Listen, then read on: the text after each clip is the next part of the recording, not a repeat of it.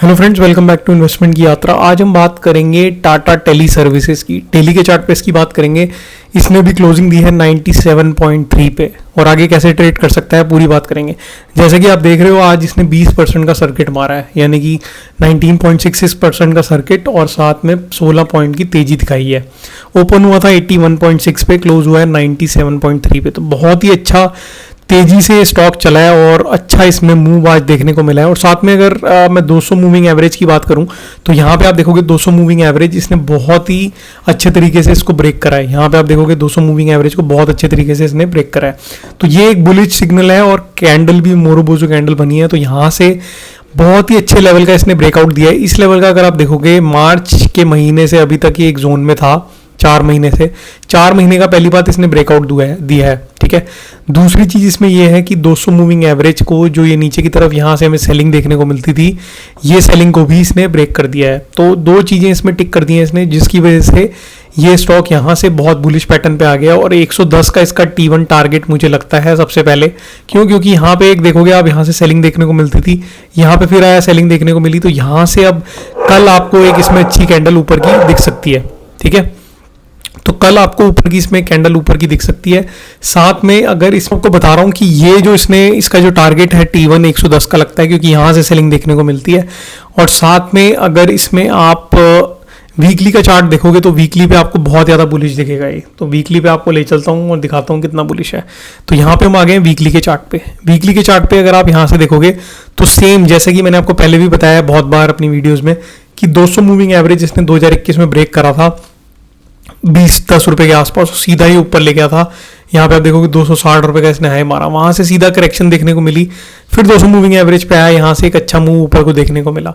फिर नीचे आया 200 मूविंग एवरेज पे और यहाँ से इसने एक अच्छी कैंडल आज बना दी है। और ये इतनी बुलिश कैंडल है, अगर आप इसके पूरे पैटर्न में देखोगे तो इतनी बुलिश कैंडल इसकी पीछे अगर आप देखोगे इतने हफ्तों के अंदर, यानी कि 2023 से लेकर अभी तक इतनी बड़ी कैंडल आपको नहीं दिखेगी। तो ये बुलिश सिग्नल है और यहाँ से आपको एकदम इसमें ब्रेकआउट होता हुआ दिखेगा। पहला टारगेट इसका 110 का लगता है मुझे, दूसरा टारगेट इसमें 140 का लगता है। 140 का इसलिए क्योंकि यहाँ पे बहुत इसने इस जोन के अंदर ट्रेड करा था और यहाँ से बार बार सेलिंग देखने को मिलती थी। तो 140 तक ये आराम से जा सकता है, यानी कि यहाँ से 40% की तेजी आपको यहाँ से देखने को मिल सकती है। 40% के बाद अगर यहाँ से हमें थोड़ा साइडवेज होता हुआ दिखे तो हम वहाँ पे जाके इसको री एनालाइज करेंगे। बट अभी के लिए यहाँ से 40% की ग्रोथ मुझे दिखती है, जो कि बहुत जल्दी इसमें आ सकती है। तो आप इस स्टॉक को अपने रडार पे रख सकते हैं, इसको अपने हिसाब से, अपने रिस्क के हिसाब से इसको ऐड कर सकते हैं, अपने रिस्क एपेटाइज के हिसाब से। साथ में अपने फाइनेंशियल एडवाइजर से ज़रूर पूछें कोई भी ट्रेड लें।